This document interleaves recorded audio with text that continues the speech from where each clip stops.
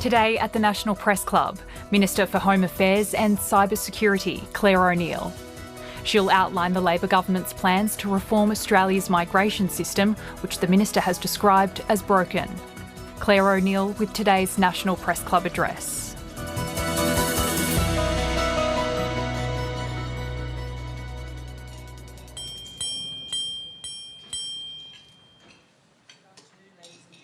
And welcome to the National Press Club and the Westpac Address, coming to you from Ngunnawal and Ngambri country. My name is Laura Tingle and I'm the club's president.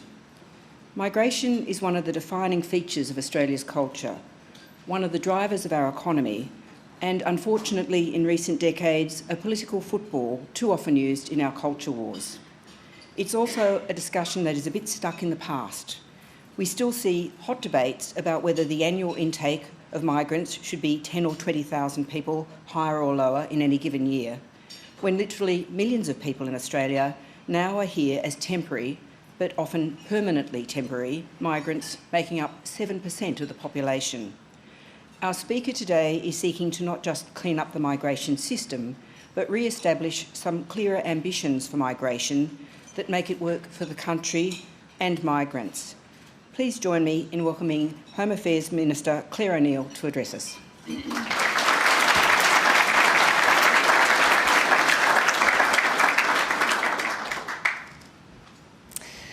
Thank you, Laura, and thank you to the Press Club, and thank you to you, those of you here in this room and those watching at home, for giving your time for what is a really important conversation for our country.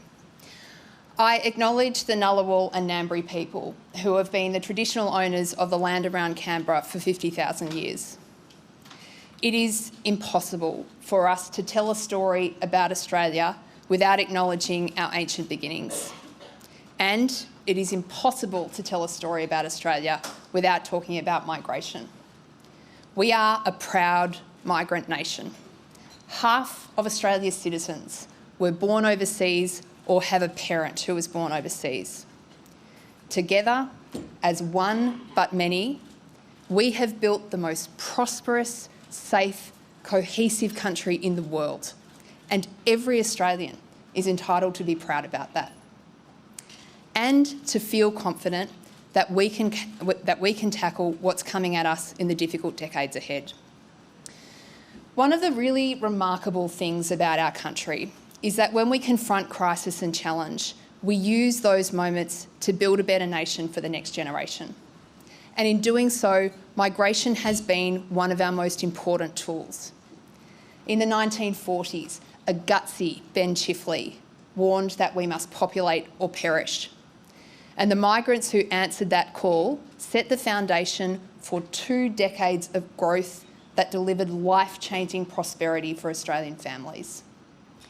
In the 1970s, Gough Whitlam blew open the dusty doors of power to bury the White Australia policy and welcome migrants from around the world.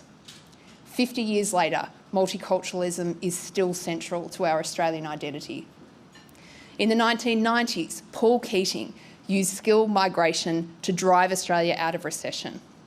Migration helped deliver the longest period of continuous economic growth in recorded history anywhere in the world, in our country, Australia. Today, I want to have a conversation about migration which is direct and honest. In each of these historic instances, migration helped us become a more prosperous and secure Australia because the system was designed to meet the challenges of the moment. And that is not true of our system today. I would challenge anyone in this room to explain what national problems our migration system is seeking to solve. Our migration system is suffering from a decade of genuinely breathtaking neglect. It is broken, it is failing our businesses, it is failing migrants themselves, and most important of all, it is failing Australians. And that cannot continue because we as a country face some big national challenges that migration can help us resolve. Our economy is stuck in a productivity rut and Australians are suffering because of it. Migration can help us change that. We are the developed country most at risk of a warming climate but also the nation with most to gain from the transition to a net zero economy. But we need skills to help us be able to do it. We confront the most challenging geopolitical circumstances since the 1940s. Our country needs to build better sovereign capabilities, and we need to do it fast. Our ageing population will demand more workers in health and aged care than our domestic population will be able to provide. Migration will never substitute our laser focus on skilling Australians. It is not the full answer to any of the problems that I've described, but it is part answer for all of them. If populate or perish described Australia's challenge in the 1950s, skill up or sink is the reality that we face in the 2020s and beyond. Because today we aren't bringing in the talent that we need to confront these challenges, and we certainly are not making the most of the talent that we've got. The solution to this is to end the era of policy neglect and laziness, where the system has basically run itself. It means being strategic and decisive and purposeful about who we need to help us meet the challenges of the moment and how we will make sure that we get the best out of them. Since coming to government, my friend and colleague, Minister Andrew Giles, and I have been very focused on this enormous challenge.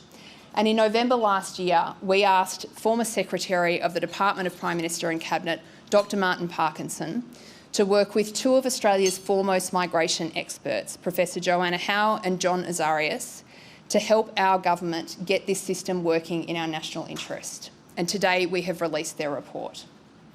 Martin, Joe and John brought deep expertise and commitment to this work. It has been essential to us, particularly the report's clear articulation of objectives and guardrails, and I thank them for their work. Today, I am also releasing a draft outline of a new migration strategy for Australia built in the national interest.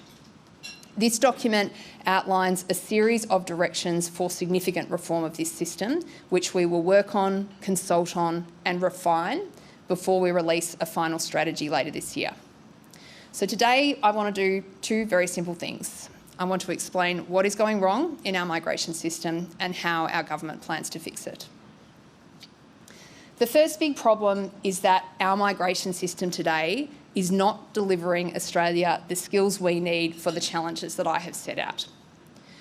Who we invite to come and join us in our national endeavours is one of the most important questions that the Australian government asks on behalf of its people. It is a question that deserves care and love and attention. But over the last decade, it has been treated with disgraceful neglect. Australia's historic migration success has been rooted in permanency and citizenship.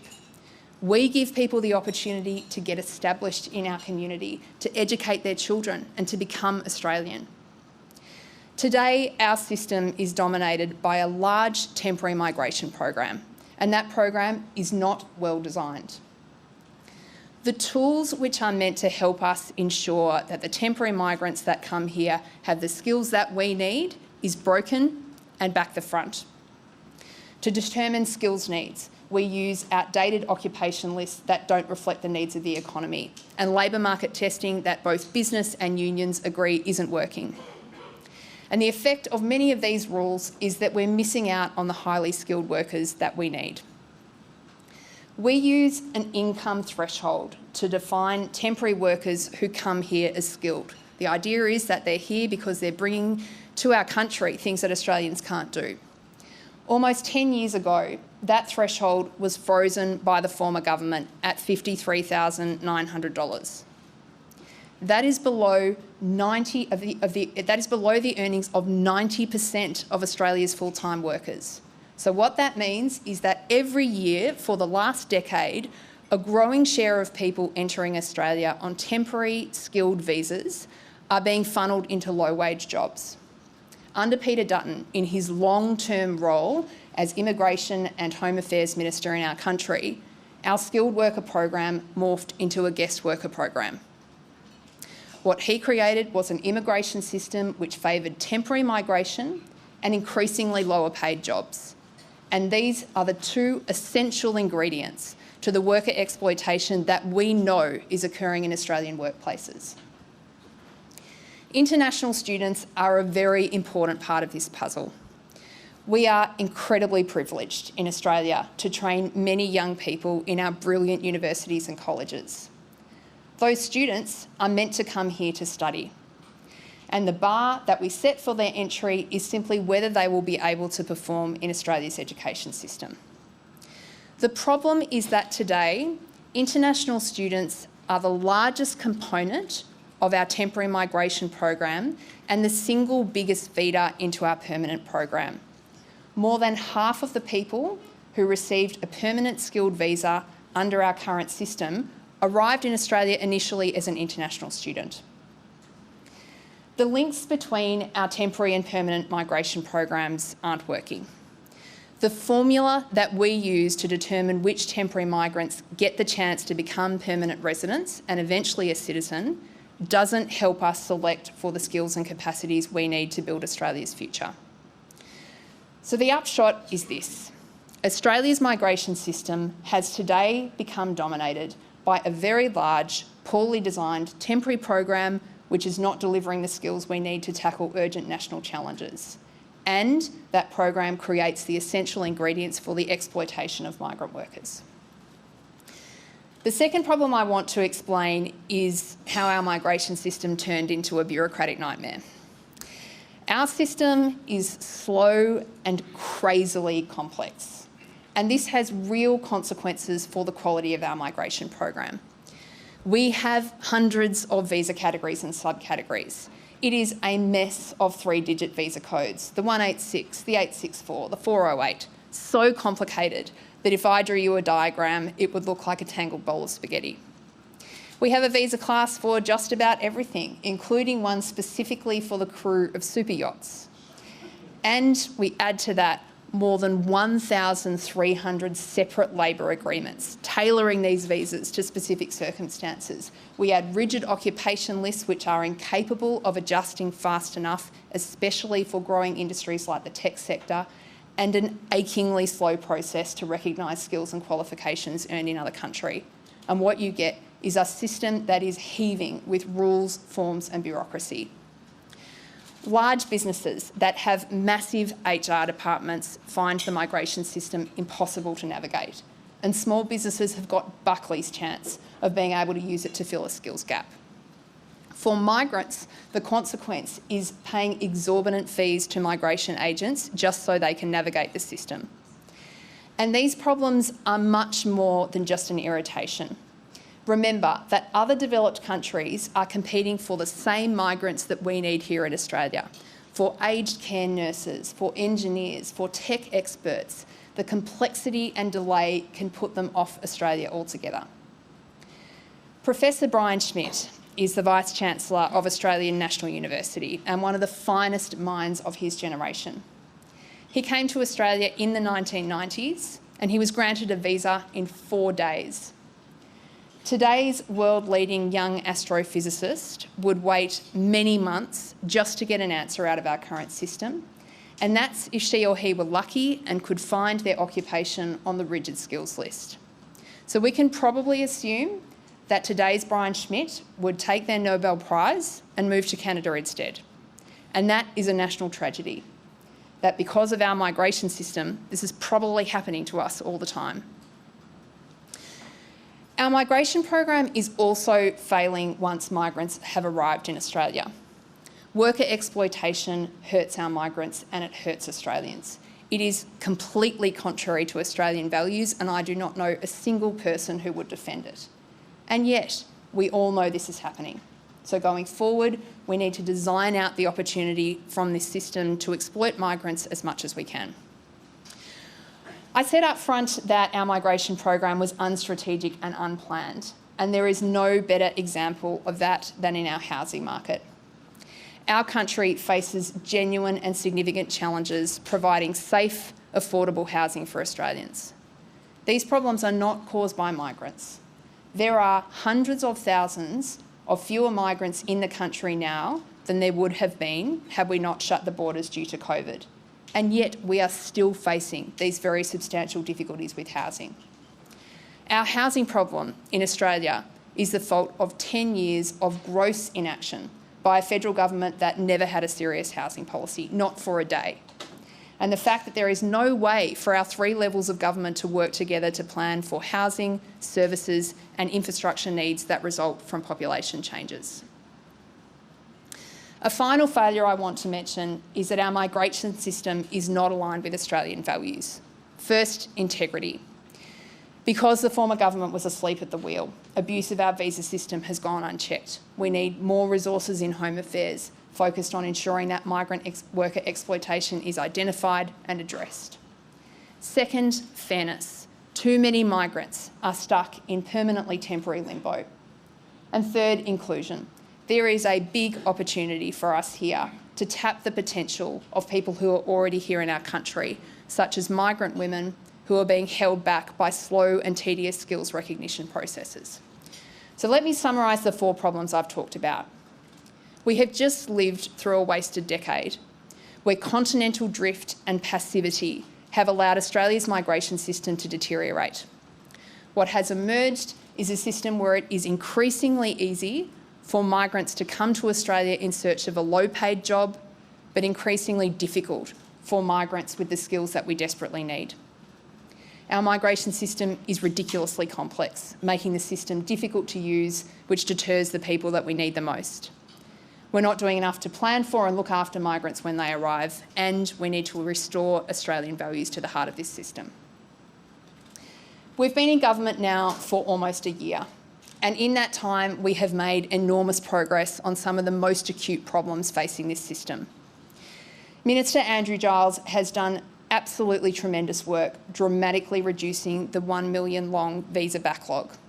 Healthcare workers are now getting their visas processed in one day. We are changing the culture and dynamic in our department, giving more resources to this part of Home Affairs and bringing migration right back into the centre of what we do. Business and unions welcomed a larger permanent skilled migration program last year to help us deal with what was the worst labour shortage that we have experienced since the Second World War. That included 34,000 skilled migrants that settled in our regions where there are particular shortages. In February, we delivered on an election commitment to provide permanent visa pathways for approximately 20,000 existing temporary protection visa and safe haven enterprise visa holders. And last week, Prime Minister Anthony Albanese announced that as of July 1 this year, New Zealanders living in Australia will have a pathway to Australian citizenship just as Australians do when they live in New Zealand. New Zealanders are the single largest group of permanently temporary migrants in Australia.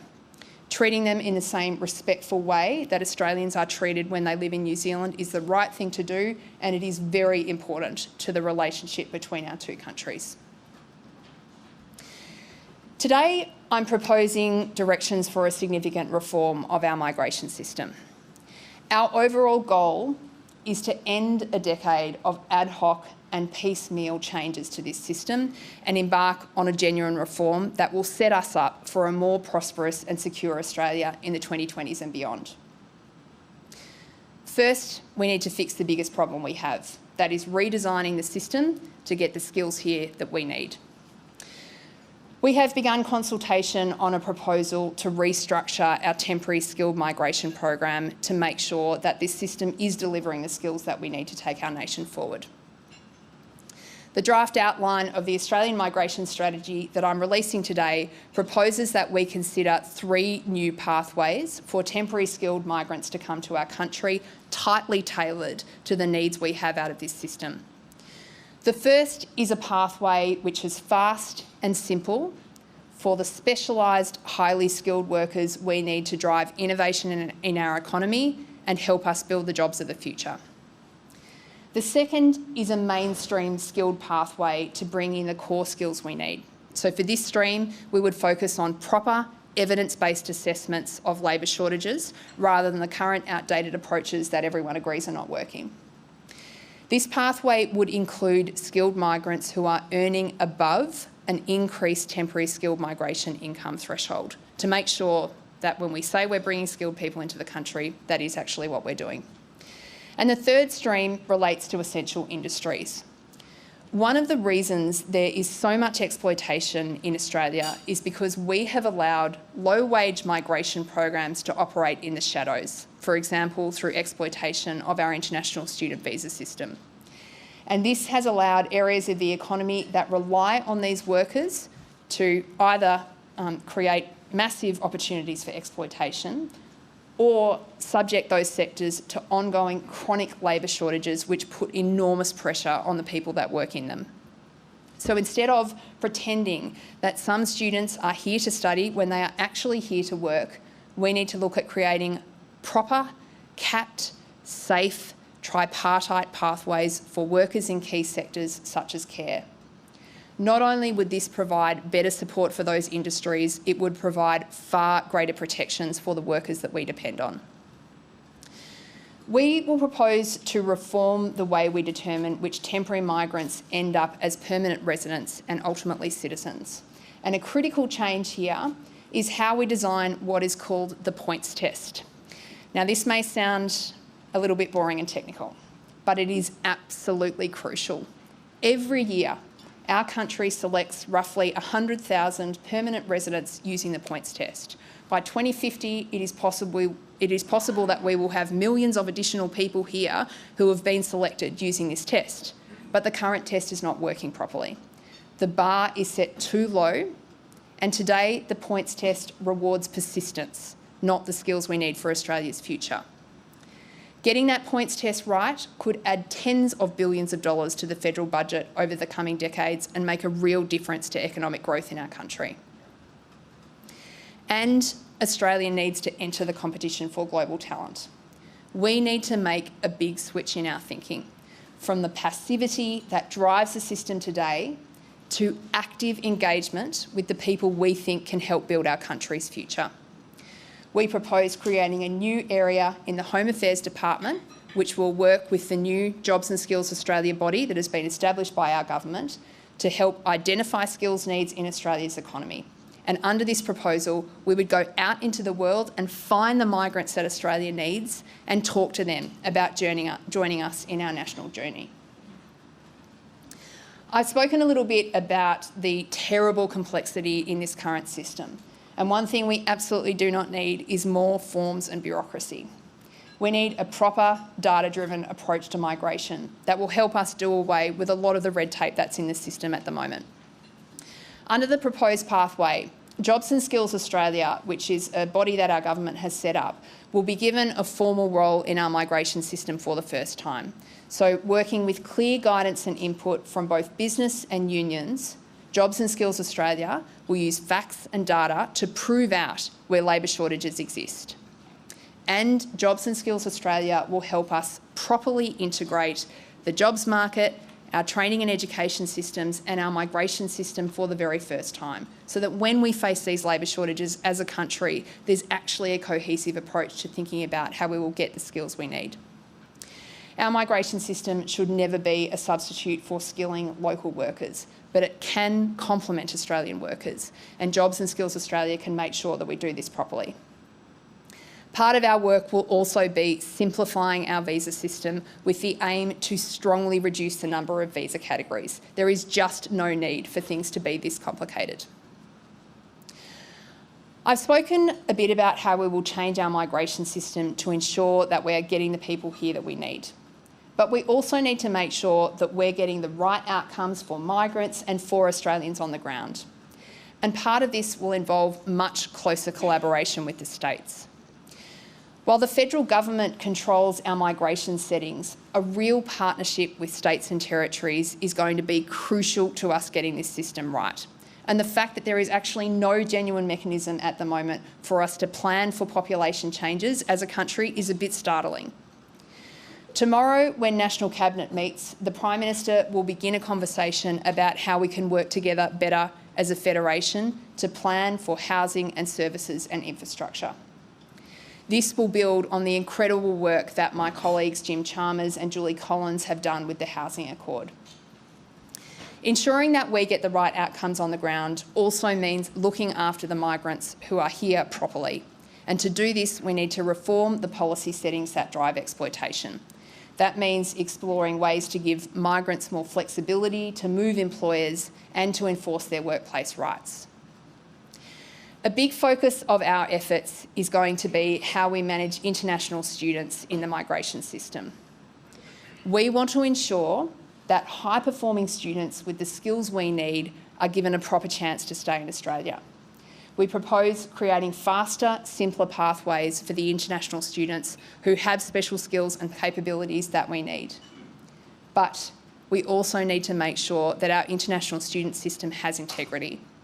So working with my colleagues, Ministers Brendan O'Connor and Jason Clare, we are looking at tightening the requirements for international students studying in Australia to ensure that students who are here are actually here to study. Strengthening how the international student system and the migration systems interact will be a very substantial piece of work that we will share more information on in the coming months. Finally, a big change we need to make is to restore Australian values to the heart of this system. And I want to talk quickly about 3 of those values. So the first is integrity. Without integrity, we will lose public confidence in this system. We can guarantee that. And we can strengthen integrity by improving post-arrival monitoring and enforcement of wages and conditions to make sure that we detect and prevent exploitation. And it will mean better regulation of migration agents. The second is fairness. Fundamentally, this is about ending permanent temporariness and making sure that migrant workers can exercise their rights. As I mentioned earlier, we've done a lot of work already on this, really clearing 2 of the largest caseloads in that big permanently temporary backlog. But we need to make sure that this doesn't happen in the future. So we need to avoid policies and conditions that essentially give rise to people moving just from visa to visa to visa and never understanding really whether they'll get that chance to stay in Australia. So that means clearer pathways for the skilled workers we need, but also clarity for the migrants that have less of a chance of becoming a permanent resident over time. And the third value is inclusion. And we can do this by improving and streamlining skills recognition to help more migrants, including those secondary applicants, those partners of the primary migrant, to enter the labour market at a level that matches their qualification. Our government is today making a commitment and proposing a pathway to fixing Australia's migration system. And we're not just proposing a pathway and a plan. We're going to put a down payment on the system that we want to build by taking a first set of actions in the federal budget. And I want to announce 2 of those actions today. First, as of July 1, the temporary skilled migration income threshold, also known as the TSMIT, will increase from $53,900 to $70,000. This is the first increase in TSMIT in a decade, and it is a big deal. The Grattan Institute calls $70,000 the Goldilocks threshold. We call it essential to ensuring this program is what it says it is, a skilled worker program, not a guest worker program. Second, I can announce that as of the end of 2023, the end of this year, all skilled temporary workers will have a pathway to permanent residency. This does not mean an expansion of our capped program. It does not mean more people. It simply means that a group of temporary workers who have been denied even the opportunity to apply for permanent residency will be able to do so. We actually want, as a country, to increase competition for those precious permanent residency places, and we don't want to leave more workers in limbo, simply bouncing from visa to visa with no end in sight. These 2 changes show we're serious about the reform agenda ahead. And I hope that as I finish up today, you have a clear sense of what a new migration system for our country would look like.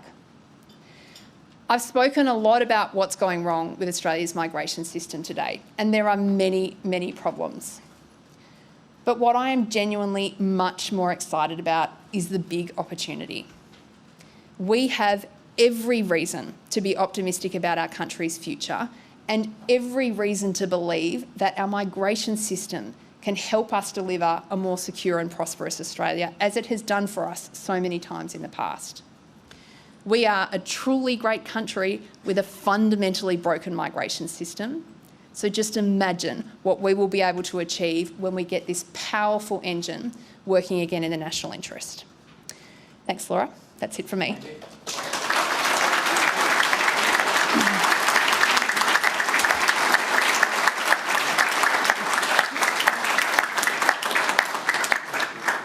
Thanks so much, Minister.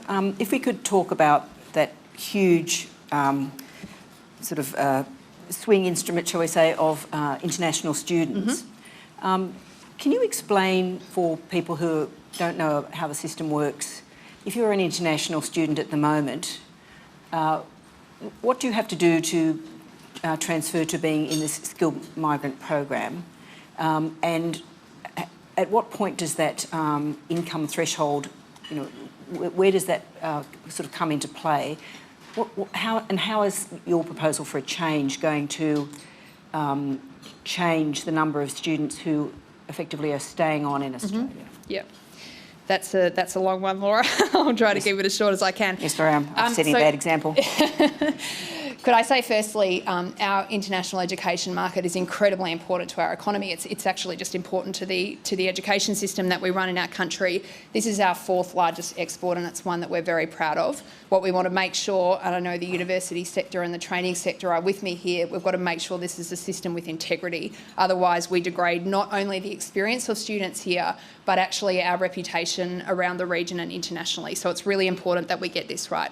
So some of the problems that I talked about, I'll just recap a little bit. So I think the first issue is that we are assessing international students based on whether we think that they will be able to essentially survive in Australia's education system. So it is quite a low bar to set appropriately because they're here to learn and we want to help them build their skills.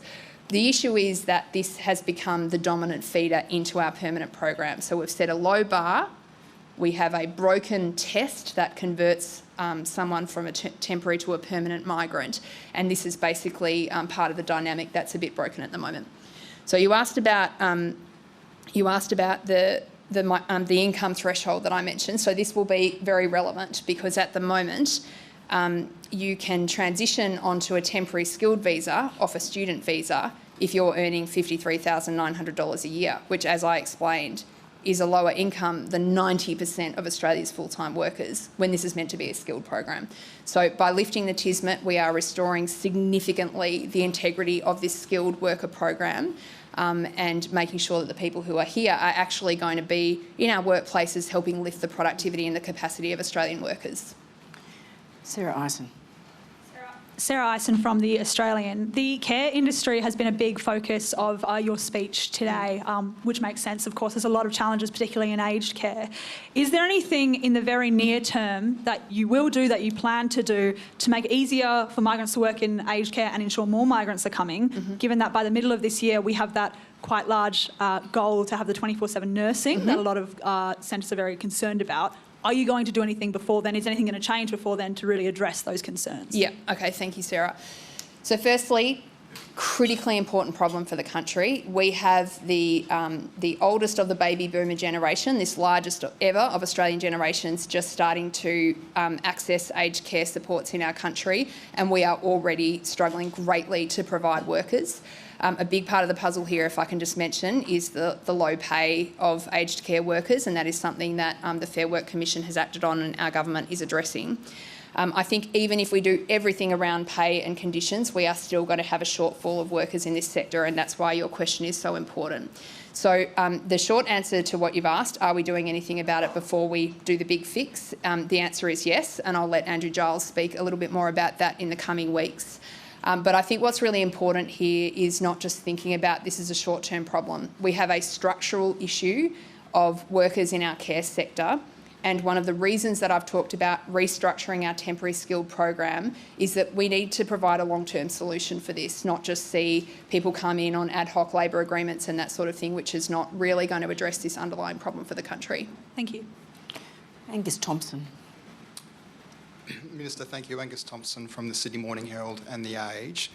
Can you explain why the government hasn't raised the Tismet to above 90,000, given that's what the ACTU has called for, and even I think the BCA have called for a figure in that range as well? Yeah, okay. So that's not quite right. So the BCA, the figure was substantially lower than 70,000. So I think that's why the Grattan Institute calls this the Goldilocks threshold. It's just about right.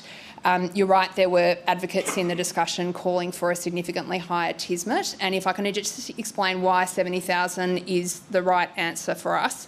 So firstly, 70,000 is what the rate would have been had it not been frozen back at the 2013 rate. So essentially it would have just tracked up to around 70,000. But the other thing that's really important here is that a lot of skilled workers who are coming to our country are quite a bit younger. And what we will inevitably do if we set this rate too high is exclude these younger people who are coming under the temporary skilled program at the moment. So what we need to do is make a program that's going to be fit for purpose for those younger people. They're not always coming in at the very top of the labour market, but they're still bringing in skills that we really need. So I think that's why we've made the move to 70,000. Andrew Probyn. Minister, as you were referencing in your speech, 54% of permanent resident visas are given to former international students. But alarmingly, more than half of them end up working in the two lowest skilled areas.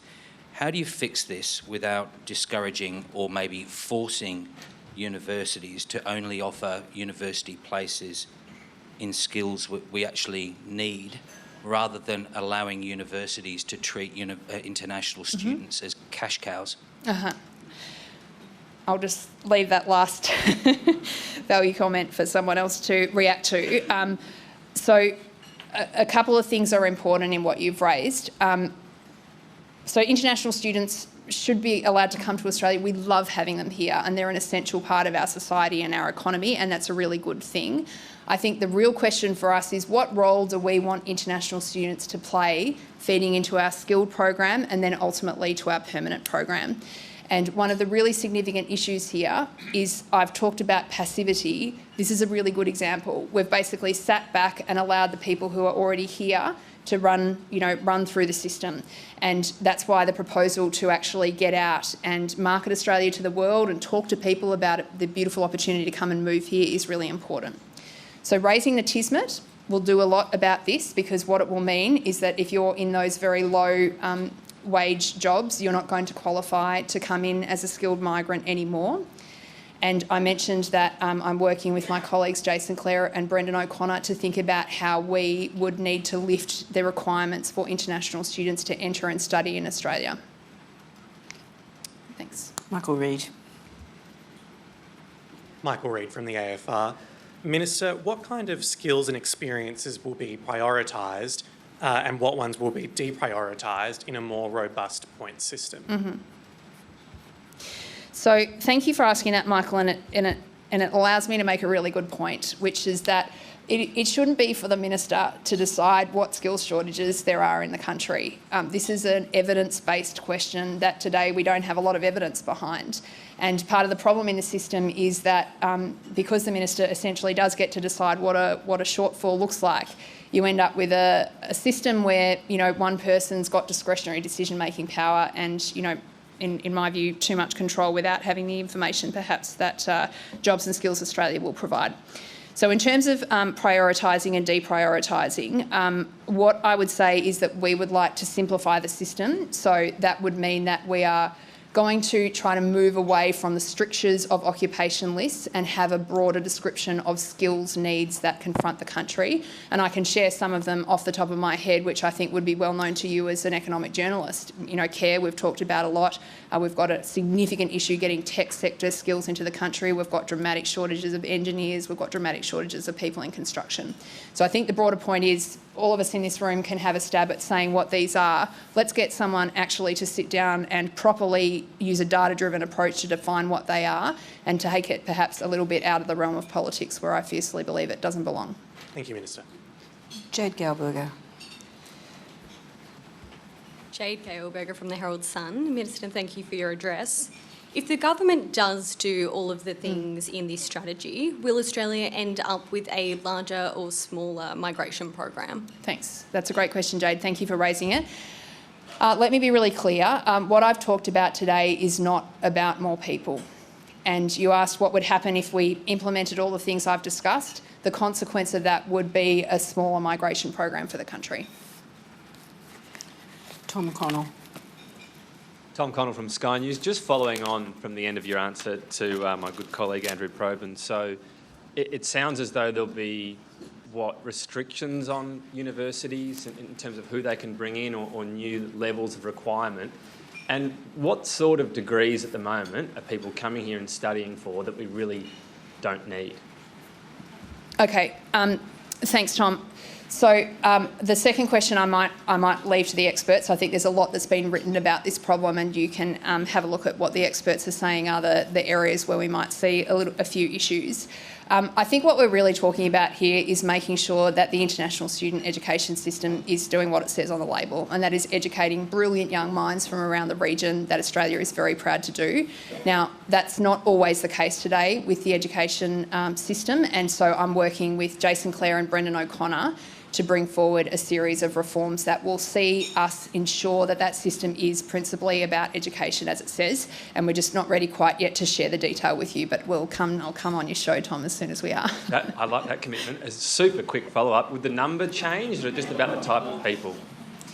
So, I mean, this is not about reducing the number, but I think it's inevitable when we lift standards that there may be some implications for numbers, but that's not the target of this. The target of this project is making sure that we have the skills in our country that we need to meet national challenges.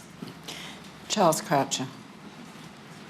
Charles Croucher from Nine. Minister, you've spoken about the need for increased monitoring, increased education, increased enforcement.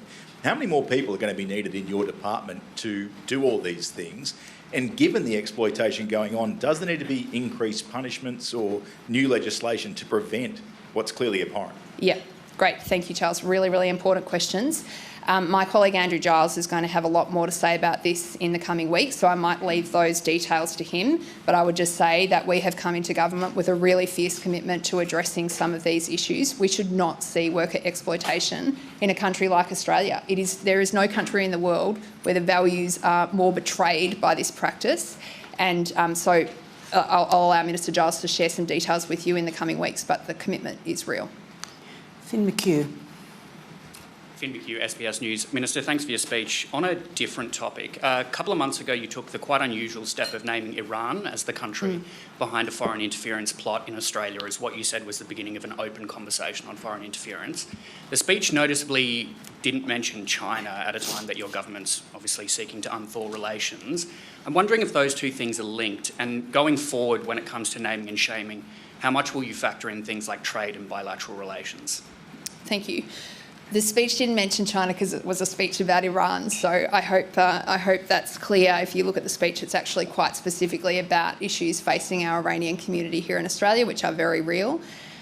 What I would say is that the discussion about foreign interference, in my view, was widely politicised by the former government to the detriment of the lives of diaspora communities in our country, which are very important. And I don't intend to do that as Home Affairs Minister. I will call out foreign interference when it is in the national interest to do so, and I will continue to do that as I progress in my role.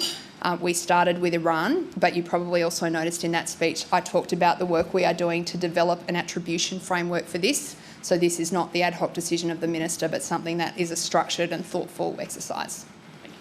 Melissa Code. Hi Minister, Melissa Code from the Mandarin. My question is about regional Australia, which was also mentioned in Dr. Parkinson's report. And it talked about how the really sort of complex way that states, territories and the federal government work together in inputting where those skills shortages and needs are, and how the migration system adequately responds to it is a big problem. Given migration is such a political issue, as well as the economic sustainability of regional Australia, what do you envisage this strategy will do to keep the politics out of what, say, the states and territories have in those policy levers?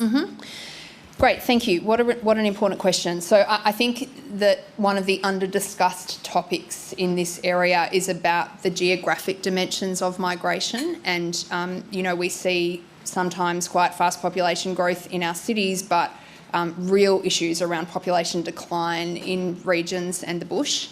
And this is something that sort of exercises the government, because when you think about something like aged care, those needs are not just in the city. We actually need to have some distribution of workers. So one of the things that the report that Martin and Joe and John released, it talks about the vexed history of trying to drive population through the migration system. And to just cut it short, this is something that Australian governments have been trying to do for many, many decades, and it's tended not to be very successful. And the reason it hasn't been successful is because it hasn't been a collaboration with states and territories, and it hasn't been a cohesive approach. You can't just direct 500 migrants to go and live in a place where there aren't services and there aren't, religious institutions that they desire, and there aren't schools for their children. So part of the purpose of the Prime Minister trying to lead a better discussion with the states is to try to start to think about these issues as they belong, which is as a whole. So we won't be solving that problem through the migration system, but we are ready to work with states and territories on this problem in a cohesive manner that will provide proper support to new entrants. Ben Westcott. Hello, Minister. Ben Westcott from Bloomberg. Thank you for your speech. In his review, Martin Parkinson was reasonably critical of the investor class visa. He said there were some issues there. Is that something that you would be looking to reform or alter in some way? So we are looking at this at the moment, and I think there's some big opportunities here in this set of classes that's essentially been created to try to enhance investment in Australia. One of the things I would just mention is that most of those visas were created at a time where Australia was a net importer of capital, and actually in the last 10 years that's changed quite significantly. For various reasons, we have quite a lot of capital here domestically. So we're thinking about that at the moment. What I would say is that I think there are integrity issues at the moment with some of these visas that we need to look at, and there's room for improvement. So it is part of the reform project. I just didn't mention it in the speech because there's a bit going on. Thank you. Paul Karp has a question. Thanks very much for your speech, Minister. The review talks about shifting from an exclusive focus on the permanent migration cap to considering net overseas migration. If 1.8 million people being here, permanently temporary is too many, is the government going to set a target for what that figure should be, and what do you think it should be? So, Paul, thank you for your question. So the government is talking with the states and territories tomorrow about thinking about this program as a whole, and I very much agree with the reviewers there. Laura, you mentioned in your opening that there's virtually obsessive focus on the number of permanent visa holders that we grant each year, while all the while we've got people coming and going that aren't sort of accounted for or thought about or talked about. And I think that will change. I do think that will change as a consequence of this. So I think overall we absolutely believe in better planning for the migration output as a whole for the country. And that's why the Prime Minister is trying to work better with the states and territories to think about how we are going to plan for whatever the numbers are. And just in terms of your question about what's desirable, for me, quantity is not the really important question here. I think most of the migration debates that I've observed as an Australian have become virtually obsessed with big Australia or small Australia, and you've got to push yourself into one of those dichotomies. I think inevitably the size of this program does depend a little bit on the circumstances of the moment. In COVID, it was right to shut the borders and our migration rate was effectively zero. Coming out of COVID, we are playing a bit of catch-up. We've got serious labour shortages, and it's probably inevitable that we will run a slightly larger migration program over time. My desire is to see that program tightened and potentially smaller into the medium term, and most of the proposals that I've talked about today will assist us in doing that. Sarah Basford-Canales. Thank you, Minister. Sarah Basford-Canales from the Canberra Times. You touched on the bureaucratic nightmare that migrants have to face in order to get to Australia. It's obviously one of the first things they really see about Australia. The review heavily criticises the Home Affairs Department's IT systems, calling them cumbersome, overly complex, and the result of successive governments trying to fix these solutions with big bang approaches. So with that in mind, how will the federal government fix the years-long issue if big bang solutions haven't worked in the past? Thank you. And this is really, really central. I really want people to understand how much the administration of this system is actually creating poor outcomes for the country, and the IT system is one of those. I have sat with visa processes in the Home Affairs Department, and honestly, like, hats off to these people. They are working between 4 or 5 different computer programs, cutting and pasting things, retyping things. Like, you would not believe the state of this IT. It is a real issue. Something that the report talked about was the fact that attempts have been made to deal with this IT problem before we've actually defined what the migration system should look like, and that's not very smart. We need to deal with the reform exercise first. There will be an IT project that comes out of this, whether it's small or large. I'm not sure about that yet. But I think the most important thing for us right now is, what do we want our migration system to achieve? How do we establish that in public policy? And then we think about the IT that will ultimately need to back that up. Thank you. Brandon Howe. Hi Minister, Brandon Howe from innovationoz.com. Just to follow up on the question on the ICT systems, I was just wondering if you could provide a bit more detail on why the government axed the most recent attempt to reform the permissions capability back in August 2022, and are you able to give a timeline on when we could see the next ICT project? Yeah, well, we axed the permissions capability because the project was a disaster, and so it did need to not proceed, if I can try to be polite about that. Not very successfully, obviously. So that's sort of done and dealt with. We're moving forward now. As I said, we need to solve the policy question first. The reason that we have had basically endless attempts to digitise this system that haven't quite worked is because no one's done the hard thinking yet about what we want our migration system to achieve and what such a system would look like. Then we think about the processes that sit underneath that. So it's a sequencing exercise, and we are trying to break off this big chunk first, which is asking the difficult question: what do we want this system to achieve, and how are we going to make it do it? Do you have an indication of how long that process might take? Not at this stage, no. Julie Hare. Hi, Julie Hare from the Australian Financial Review. Thank you for your speech. My question also goes to international students. You say that you want to ensure that the students who come here are actually here to study. They have to sign a genuine student test at the moment, but everyone knows it's a farce. Your strategy actually talks about IELTS, the English language testing, and whether the thresholds are high enough. And I'm just also wondering, you talk about the better regulation of migration agents. Yeah. Does that also deal better regulation of education agents? I guess my point is to the point that while you talk about exploitation of international students, there is also exploitation here, especially among education agents of international students on shore and their intentions of coming here. And so that means you're going to have to manage who comes in the front door better. So could you just explain to me how that's going to happen? Yep, sure. So you raise a really important point, and for a lot of people who don't know this system particularly well, there's a set of migration agents who are helping people navigate our migration system, and then there are education agents who are trying to connect students from around the world into our education system. I think there are some issues with both of the ways that those groups are managed, and we are looking at that as part of this project with Brendan O'Connor and Jason Clare. One of the things that's really important to me, and I know to them, is that we don't, convey only negativity about this sector. This is a hugely important thing for our country. We should be so proud of what is happening in international education in our country, and fixing these integrity issues will help us bolster what's working at the moment. So it's going to be a big and important project, thinking about lifting standards for international students, how we can ensure that students who are here to study are actually here to study, and making sure that we think about the pieces of the puzzle that are facilitating exploitation, and education agents is in the mix there. Thank you. John Keogh. Thanks. John Keogh from the Financial Review, Minister. With the new higher $70,000 TISMET, will it be indexed annually, and if so, what will be indexed to, and what will happen to the people currently earning, say, around $53,900? Are they going to have to get a nice big $16,000 pay rise to stay here, or will be some sort of grandfathering arrangement for them? Yep, so the grandfathering arrangement will be when their visa expires and they have to apply for a new visa, and that visa will have an income threshold of $70,000.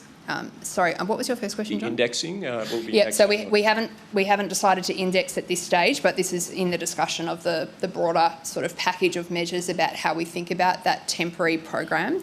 Got a lot of decisions to make about the temporary skilled migration program.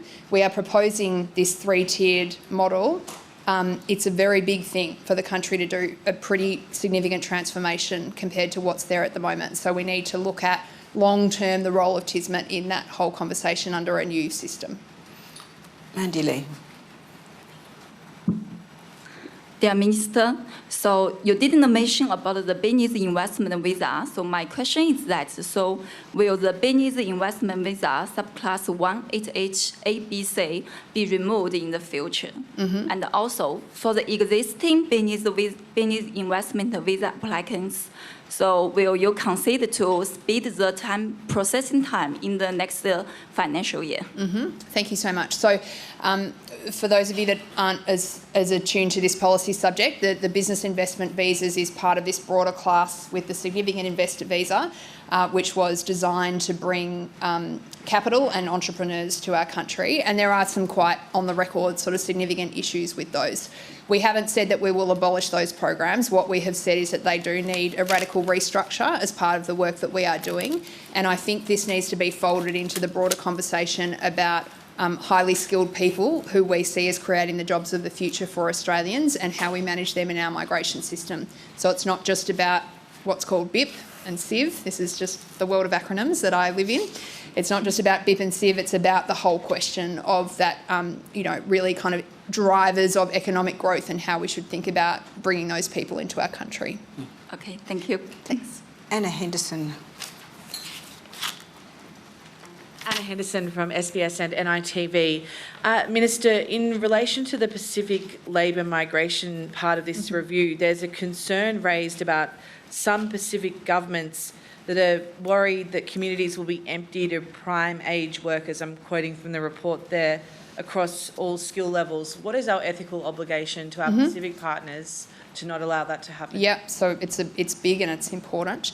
The Pacific scheme is something that we as a country conduct because it's beneficial to our country but also to Pacific Island nations.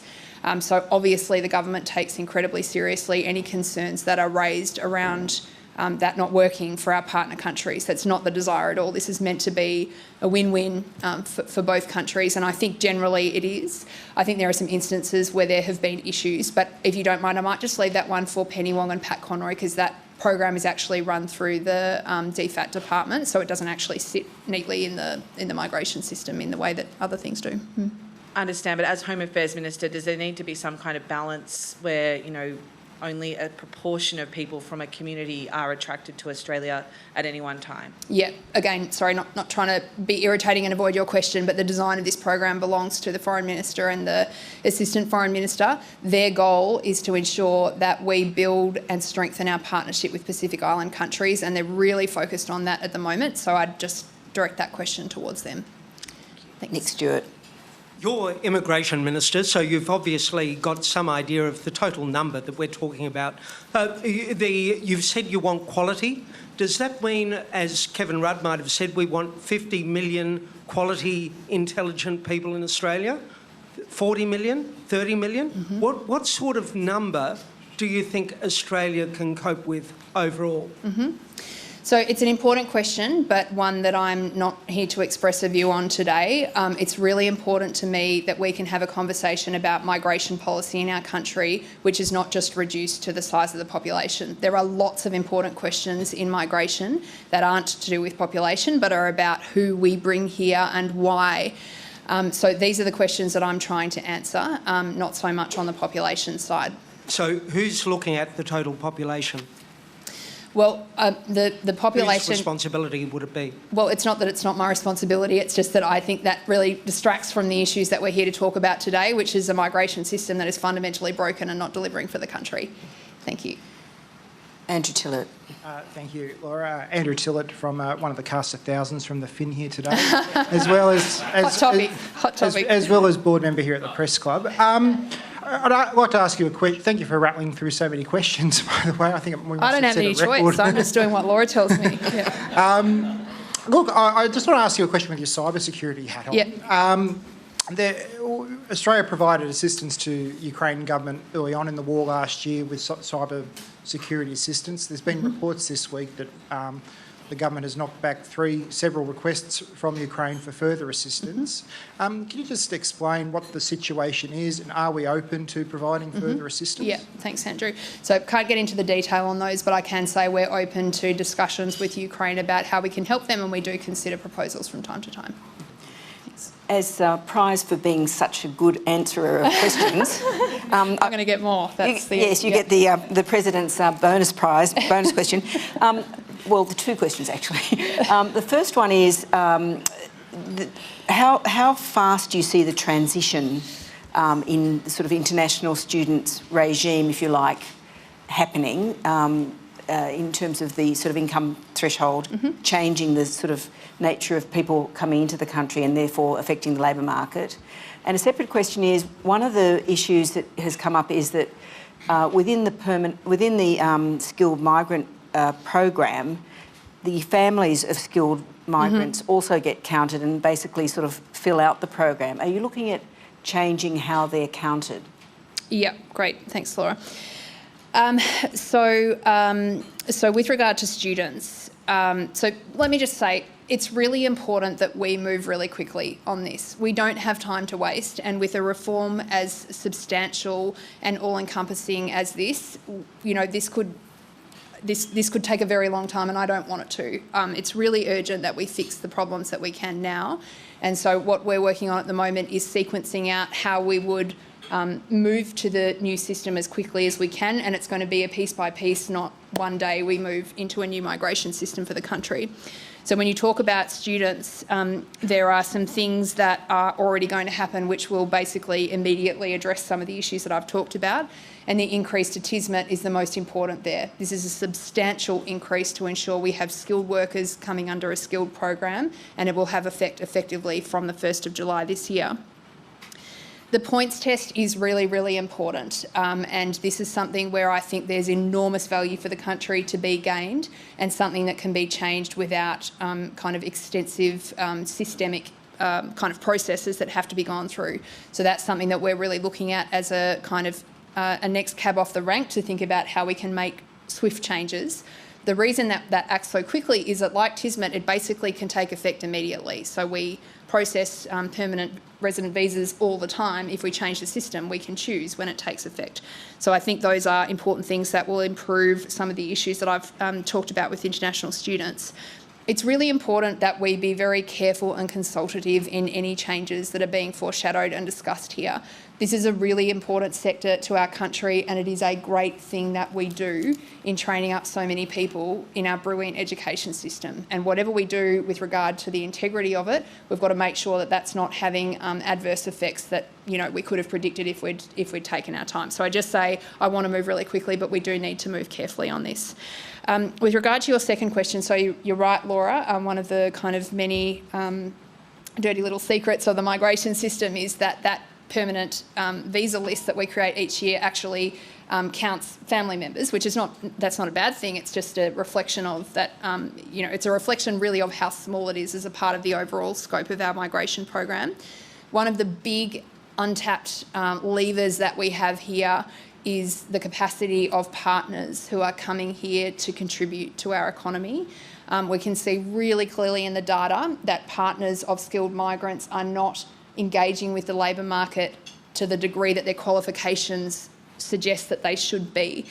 So part of the reform project that I've talked about today is digging in on that question. It's particularly for migrant women.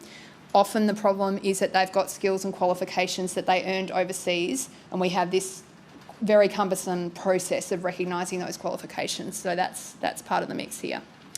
So maybe I could just say one more thing before we finish up here. You asked me a question about population. If I can just be a little bit clearer about that.